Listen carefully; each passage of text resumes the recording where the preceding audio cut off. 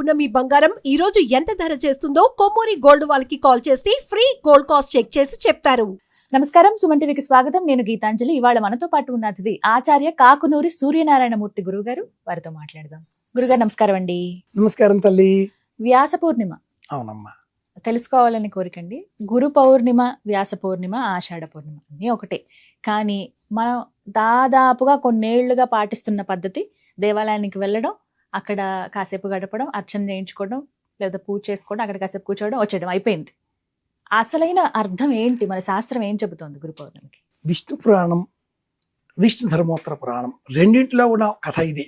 ఒకనాడు కాశీ నగరంలో ఒక బ్రాహ్మడు ఇంటిలో శ్రాద్ధ కర్మ, భోక్తగా ఎవరు లేరు, ఒడ్డున తిరుగుతున్నాడు. ఎలా అని బాధపడుతున్నాడు.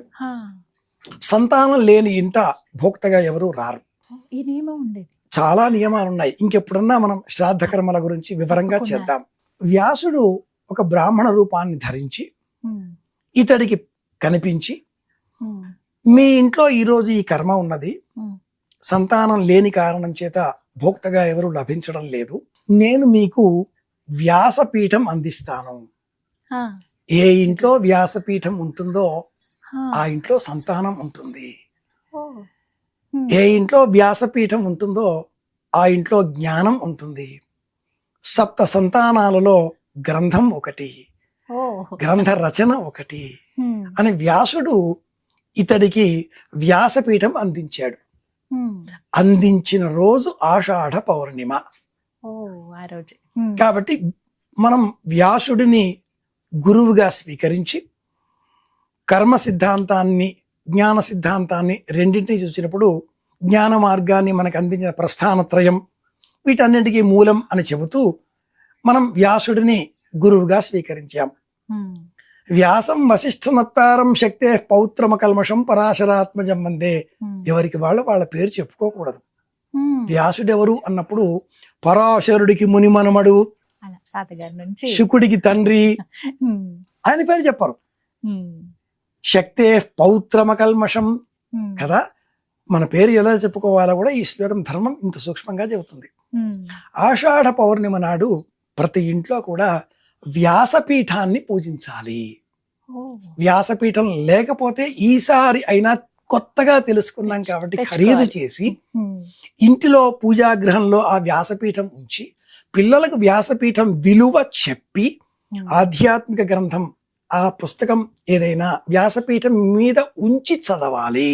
పుస్తకం చేతిలో పట్టుకొని చదవకూడదు. ఫిజిక్స్ కానీ కెమిస్ట్రీ కానీ ఈ పుస్తకాలకు కూడా ఈ రూల్ ఉంటుంది. ఎనీ బుక్ గీతి శీఘ్రీశిర కంపీ తదా లిఖిత పాఠక అనర్థ అల్పకంఠశ్చ షడైతే పాఠకాధమః. వేదాంగ శిక్ష.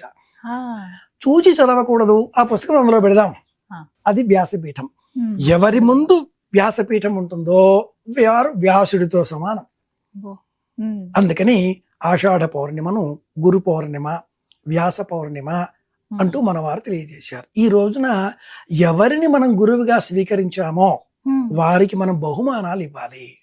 ఎటువంటి బహుమానాలు ఇవ్వాలండి?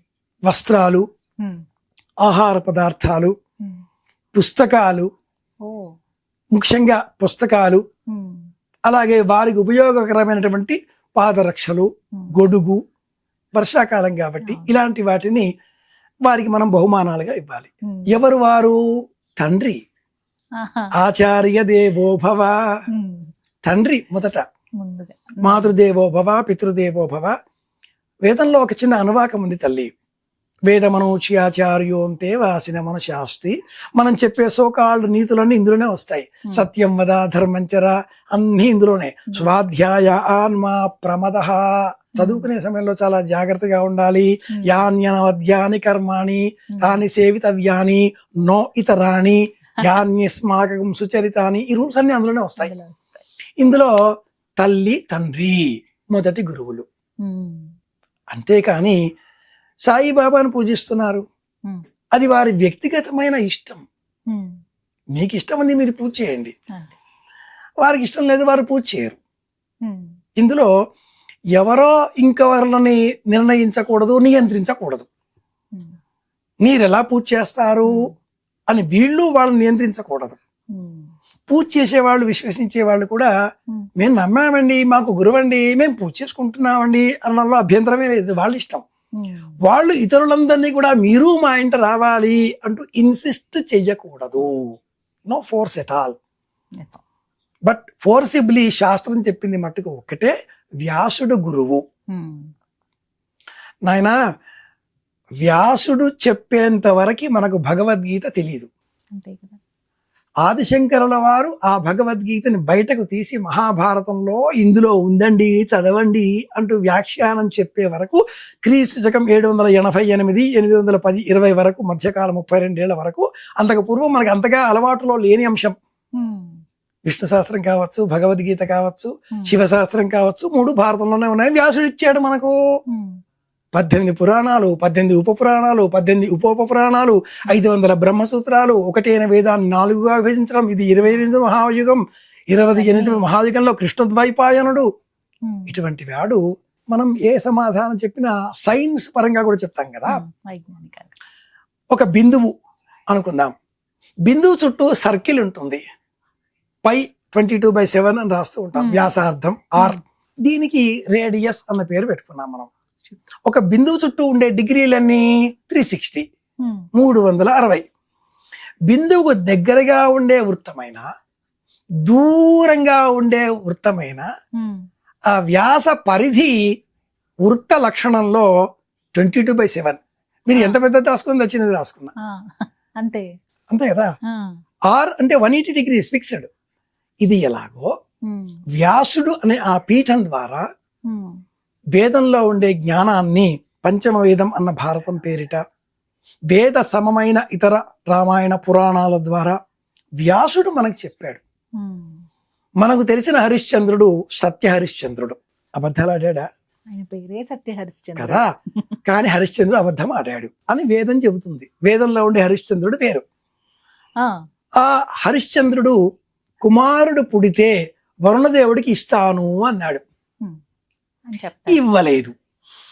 కొంతకాలం గడిచింది. వరుణదేవుడు వచ్చి అబ్బాయిని ఎప్పుడు ఇస్తావు అని అడిగాడు. ఉపనయనం చేశాక ఇస్తాను అన్నాడు. ఉపనయనం చేయడం మానేశాడు. వశిష్ఠుడు కుల పురోహితుడు కాబట్టి ఆ పిల్లవాడికి ఉపనయనం చేస్తే వాడు పారిపోయాడు, పట్టుకొచ్చాడు. ప్రజలంతా కూడా కన్నబిడ్డలతో సమానం కాబట్టి ఏ ఇంట్లోనైనా 3 కుమారులు ఉంటే, వేదంలో ఫ్యామిలీ ప్లానింగ్ అది ఇంకో కథ, 2 కనాలి, 3 కనకూడదు. ఏ ఇంట్లోనైనా 3 కంటే ఒకరిని తీసుకువచ్చి వరుణదేవుడికి అప్పగించండి అంటూ షార్ట్ కట్ టెక్నిక్ వశిష్ఠుడు ఈ హరిశ్చంద్రుడికి చెప్పాడు. అక్కడి నుంచే మొదలు ఈ షార్ట్ కట్ టెక్నిక్స్ వ్యవహారాలు. దాంతో ఏ ఇంట్లోనైనా ఉన్నాడా? ఒక ఇంట్లో ఉన్నాడు. శునశ్శేఫుడు అనే వ్యక్తి ఒక ఇంట్లో ఆ 3 మధ్యవాడు. ఇంటికి మీ ఇంట్లో 3 పిల్లలు ఉన్నారు కదా అంటూ భటులు పెడితే, పెద్దవాడిని తండ్రి నేను ఇవ్వను అన్నాడు, చిన్నవాడిని నేను ఇవ్వను అంది తల్లి, మధ్యవాడు తనకు తానే నన్ను తీసుకుపోండయ్యా అన్నాడు. వచ్చేశాడు. వాడు విశ్వామిత్రుడికి మేనల్లుడు. హఠాత్తుగా అక్కడికి వచ్చేసిన విశ్వామిత్రుడు ఆదరాబాదరాగా తన 50 మంది కొడుకులను ముందు వాడికి కట్టు విప్పేయండి అంటే ఆ 50 మంది ఒప్పుకోలేదు, భయపడి ఆగిపోయారు.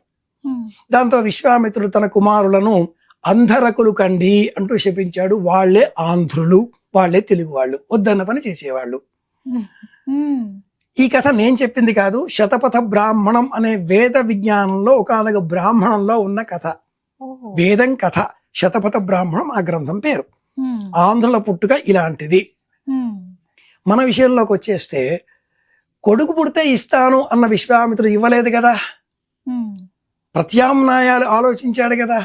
అంటే ప్రాథమికంగా అబద్ధం చెప్పినట్టే కదా.